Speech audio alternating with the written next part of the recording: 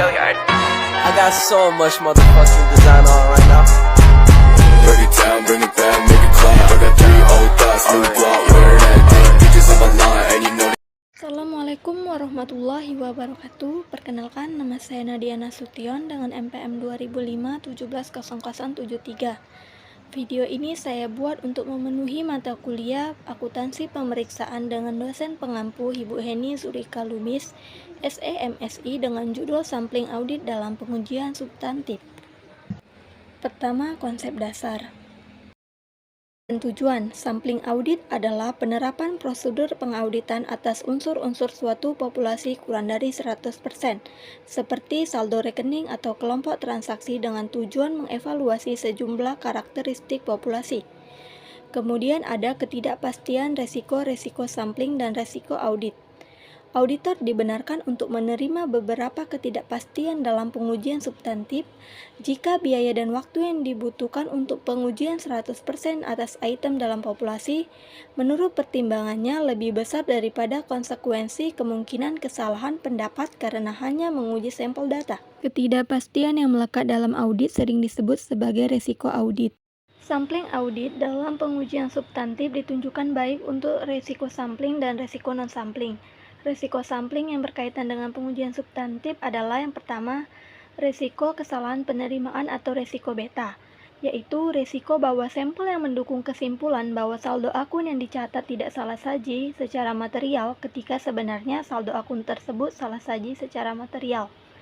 Yang kedua, resiko kesalahan penolakan atau resiko alfa, yaitu resiko bahwa sampel yang mendukung kesimpulan bahwa akun yang dicatat adalah salah saji material ketika sebenarnya saldo akun tersebut tidak salah saji secara material. Perlu diingat bahwa resiko kesalahan penerimaan berkaitan dengan efektivitas. 2. Sampling PPS. Sampling PPS adalah suatu pendekatan yang menggunakan teori sampling atribut untuk menyatakan kesimpulan dalam jumlah nominal bukan sebagai tingkat penyimpangan. Jenis sampling ini biasa digunakan dalam pengujian substantif terhadap transaksi dan saldo-saldo.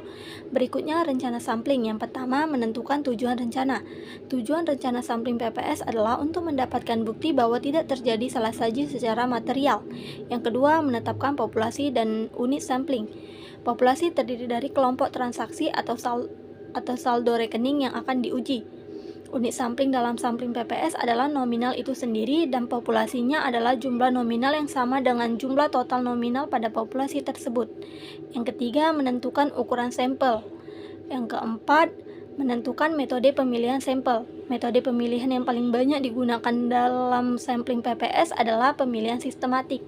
Metode ini membagi total rupiah menjadi interval yang sebanding dengan rupiah. Unit logis kemudian dipilih secara sistematis dari setiap interval. Yang kelima, melaksanakan rencana sampling. Pada tahap ini, auditor menerapkan prosedur pengendalian yang sesuai untuk menentukan suatu nilai menurut audit untuk setiap unit logis yang diikutsertakan dalam sampel. Ketika terjadi perbedaan, auditor mencatat nilai buku dan nilai auditnya dalam kertas kerja. Yang keenam, mengevaluasi hasil sampel. Dalam melakukan evaluasi atas hasil sampel, auditor menghitung batas atas salah saji dari data sampel dan membandingkannya dengan salah saji yang ditoleransi sebagaimana ditetapkan dalam rancangan sampel.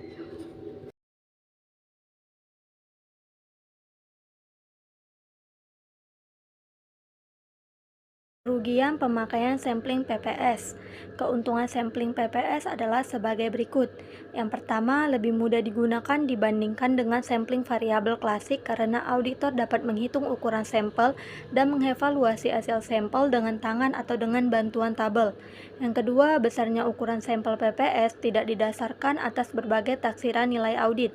Yang ketiga, sampling PPS secara otomatis menghasilkan sampel yang sudah distratifikasi karena itemnya dipilih dalam proporsi pada nilai nominal. Yang keempat, pemilihan sampel sistematik PPS secara otomatis mengidentifikasi setiap unsur yang secara individual signifikan apabila nilainya melebihi batas atas moneter tertentu. Yang kelima, apabila auditor menduga tidak terjadi salah saji, sampling PPS biasanya akan menghasilkan ukuran sampel yang lebih kecil daripada sampel yang dihasilkan oleh sampling variabel klasik. Yang keenam, Sampling PPS dirancang lebih mudah dan pemilihan sampel bisa dimulai sebelum tersedia populasi yang lengkap. Kekurangan sampling PPS adalah sebagai berikut. Yang pertama, sampling PPS didasarkan pada asumsi bahwa nilai audit dari suatu unit sampling tidak akan lebih kecil dari 0 atau lebih besar dari nilai buku. Apabila nilai audit kurang dari 0 diantisipasi, maka perancangan khusus diperlukan. Yang kedua, pemilihan saldo 0 memerlukan pertimbangan khusus. Yang ketiga, evaluasi PPS bisa melebihi ASR apabila salah saji ditemukan dalam sampel. Akibatnya, auditor kemungkinan besar akan menolak nilai buku populasi yang sesungguhnya bisa diterima. Yang keempat, apabila jumlah salah saji meningkat, maka ukuran sampel yang sesuai juga akan meningkat. Oleh karena itu, akan terjadi pengambilan sampel yang besar dibandingkan dengan sampel pada sampling variabel klasik.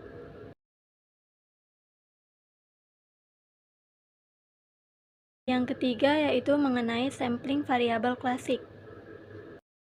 Tiga teknik dalam sampling variabel klasik. Yang pertama rata-rata per unit, yang kedua estimasi diferensiasi, yang ketiga estimasi rasio. Keuntungan dalam menggunakan sampling ini, yang pertama sampelnya lebih mudah untuk diperluas daripada PPS, yang kedua saldo nol dan saldo yang bertanda berbeda tidak memerlukan pertimbangan perancangan khusus, yang ketiga jika ada perbedaan besar antara nilai audit dan nilai buku, tujuan auditor dapat terpenuhi hanya dengan ukuran sampel yang lebih kecil dibanding kekurangan. Yang pertama, lebih rumit dibandingkan dengan PPS. Auditor perlu bantuan program komputer untuk merancang sampel yang efisien dan mengevaluasi hasil sampel. Yang kedua, untuk menentukan ukuran sampel, auditor harus mempunyai estimasi penyimpangan standar karakteristik yang dikehendaki dalam populasi. Keempat, yaitu sampling non-statistik dalam pengujian substantif. Ada 6 faktor. Yang pertama, ukuran populasi. Ukuran populasi berpengaruh langsung terhadap ukuran sampel. Yang kedua, variasi dalam populasi berpengaruh langsung terhadap ukuran sampel. Yang ketiga, salah saji yang dapat ditoleransi berpengaruh terbalik terhadap ukuran sampel. Yang keempat, salah saji yang diharapkan berpengaruh langsung terhadap ukuran sampel. Yang kelima, resiko kesalahan penerimaan berpengaruh terbalik terhadap ukuran sampel.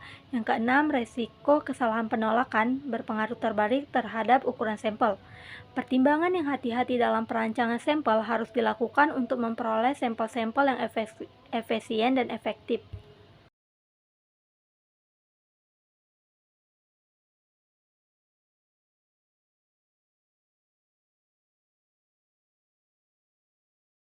Mengevaluasi hasil sampel. Dalam sampling statistik, seperti halnya sampling statistik, auditor harus memproyeksikan salah saji yang ditemukan dalam sampel pada populasinya dan mempertimbangkan risiko sampling ketika mengevaluasi hasil sampel. Dua metode yang dipakai dalam memproyeksikan salah saji dalam sampling statistik adalah: yang pertama, metode rasio. Metode rasio di mana auditor mengestimasi nilai audit populasi berdasarkan rasio nilai audit sampel dibagi dengan nilai buku sampel-sampel tersebut. Kemudian yang kedua, metode diferensiasi.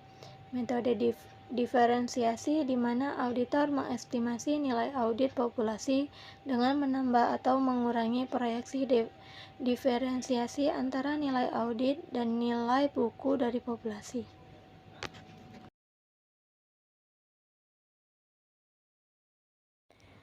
Baiklah, sekian video presentasi yang dapat saya buat. Apabila banyak kesalahan dalam penyajian materi yang saya sampaikan, saya mohon maaf. Wassalamualaikum warahmatullahi wabarakatuh.